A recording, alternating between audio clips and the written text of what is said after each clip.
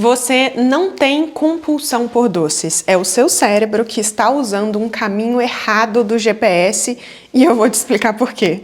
Se você não me conhece, eu sou a Dani, eu sou psicóloga, trabalho com comportamento alimentar, mas aqui nesse canal a gente vai além da comida. É muito comum chegar pra mim mulheres que têm uma relação disfuncional com a comida, me dizendo assim: Dani, o meu problema é o doce.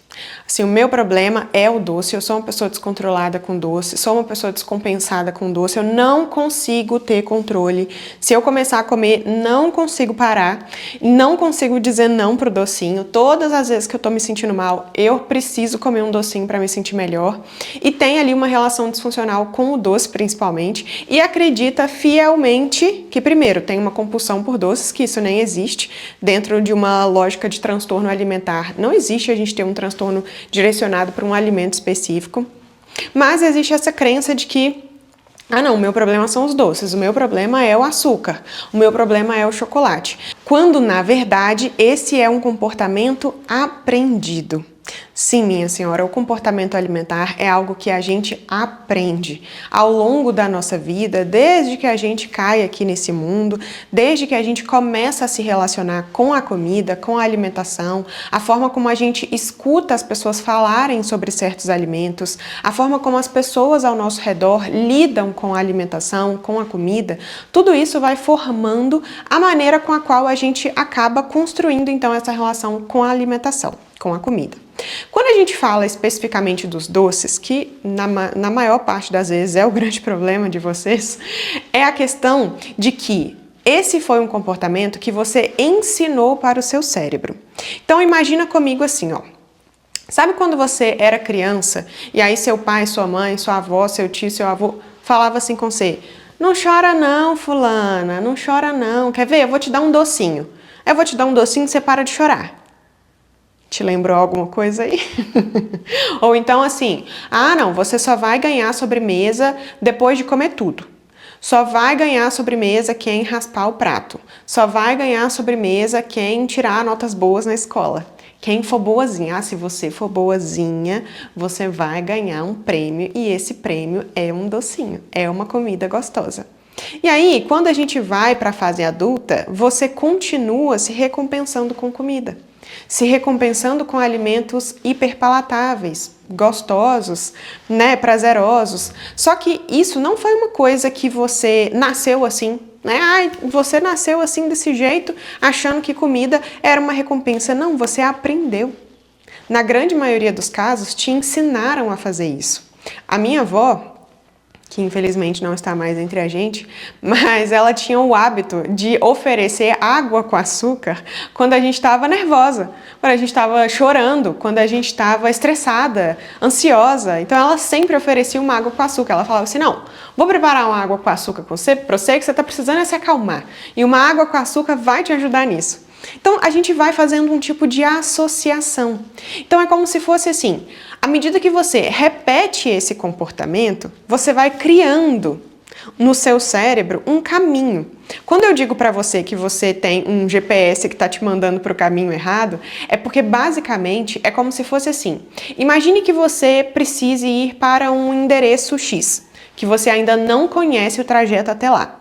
Na primeira vez que você faz esse trajeto, você coloca ali o endereço no seu GPS e segue fielmente o caminho ali, prestando muita atenção, estando atenta e tal, não sei o que, não sei o que. Só que, à medida que você tem que obrigatoriamente fazer esse trajeto todos os dias, então se essa não é mais a primeira vez que você faz essa rota, quando alguém te falar assim: fulana, como é que faz para chegar lá em tal lugar? Que é o lugar que você vai todo santo dia. Você fala: não, cara, simplesmente vai seguindo aqui essa rota, vai seguindo aqui por esse caminho. Quando você assusta, você está fazendo esse caminho de forma automática. Você nem raciocina mais, você simplesmente vai. Você não fica pensando como é que você vai chegar para fazer, como é que você vai fazer para chegar até lá. Você não fica pensando qual é a rua que você vai ter que virar, se tem um semáforo ali, se tem um radar, se tem um quebra-mola. Você não fica pensando nisso, você simplesmente faz aquele comportamento. Quando a gente pensa na nossa relação com o doce, pensando então nessa lógica de usar a comida, usar o doce como um recurso emocional para lidar com as suas emoções, a lógica é basicamente a mesma. Então é como se fosse assim, se desde a sua infância, a sua adolescência, a sua juventude, você foi usando a comida para lidar com as suas emoções, você foi registrando no seu cérebro que era essa a forma com a qual você lidava com as suas emoções. Hoje, ao menor sinal de desconforto emocional, o primeiro sinal que o seu cérebro vai te dar é um estímulo para comer. Porque você fez isso a vida toda. Você repetiu esse comportamento a vida toda. Você passou muitos e muitos episódios de fome emocional reforçando para o seu cérebro que era assim que você lidava com as suas emoções. Então, por isso que hoje você tem talvez a percepção de que você tem compulsão por doces, de que você é uma pessoa descontrolada com açúcar, de que você não tem controle ali diante de doces, chocolates, biscoitos, bolos, enfim. Mas a questão não é que você é uma pessoa descontrolada e que não tem disciplina, que não tem foco, não. É que isso ficou registrado na sua cabeça. Então você não raciocina mais quase, você simplesmente faz. O seu cérebro, ele é um órgão que ainda tem uma dinâmica primitiva de funcionar. Então a lógica dele é sempre poupar energia. Pensando nessa poupança de energia, ele vai automatizando alguns comportamentos. Então, por exemplo, hoje em dia você tem muitos comportamentos automatizados na sua vida, como por exemplo, dormir e acordar, como, por exemplo, escovar os dentes, como, por exemplo, se vestir. Não são coisas que você fica matutando, raciocinando sobre aquilo. Você simplesmente faz. Isso é para poupar energia do seu cérebro, para que você tenha energia para gastar com outras coisas. Isso significa que, à medida que você vai repetindo um comportamento, esse comportamento se torna hábito.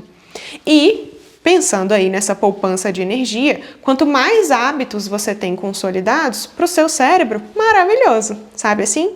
Então, se você repete várias vezes um mesmo comportamento, isso tende a se solidificar. É a mesma questão com a relação com a comida, com os doces de modo geral. Então, se lá na infância você aprendeu, minha senhora, que essa era a rota que você deveria fazer, que se você estava se sentindo triste, ansiosa, chateada, com raiva, estressada, você comia para se sentir melhor e esse foi um comportamento que você foi repetindo até hoje, esse vai ser o comportamento que o seu cérebro vai entender como normal. Então, à medida que você começa a se sentir mal, qualquer que seja esse mal-estar, o seu cérebro vai te gatilhar para você comer. O primeiro impulso vai ser de comer, principalmente alimentos hiperpalatáveis. Não necessariamente o problema é o doce, mas a forma com a qual você aprendeu a se relacionar com ele. Uma coisa que eu digo, principalmente para as pacientes em atendimento, e também para as alunas da comunidade leve, é que a grande vantagem disso tudo, se assim a gente poderia dizer, é que à medida que o comportamento alimentar ele é aprendido, isso significa que a gente pode reaprender. Então a gente pode recalcular essa rota. A gente pode ensinar para o nosso cérebro que existe outro caminho possível além daquele que a gente já sabe. Além daquele que é recorrer à comida. Então, existem outras formas de manejar as emoções, de lidar com os atravessamentos da vida, que não seja tão somente através da comida. E é isso, inclusive, que a gente faz no processo de terapia. E eu sei que para você pode parecer, talvez, muito distante pensar que você vai conseguir ter controle diante da comida, diante dos doces, de modo geral.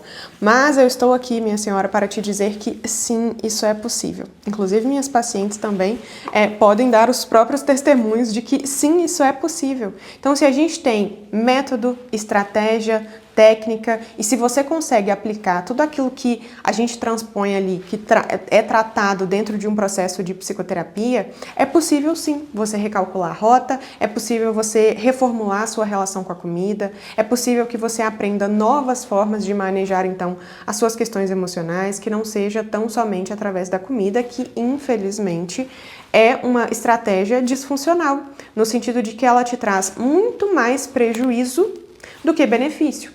Né? Porque a comida, ela até traz aquele frescor, aquela sensação de prazer, de conforto, um acalento ali diante de um dia difícil ou de uma emoção difícil demais de lidar. O problema é que isso dura pouquíssimo tempo. Logo, essa sensação de conforto, de bem-estar, é substituída pela sensação de culpa, de frustração, de arrependimento, de fracasso. E aí você fica pensando, ó céus, ó vida, eu falei que eu não ia fazer isso, tô eu aqui fazendo de novo. De novo eu tô descontando as minhas emoções na comida. Ah, agora também já era, e aí já chuta o pau da barraca e já também não quer saber, e por aí vai. Então você acaba reforçando mais uma vez aquele comportamento disfuncional. Mas eu estou aqui para te dizer que é possível mudar, minha senhora. Sim, é possível.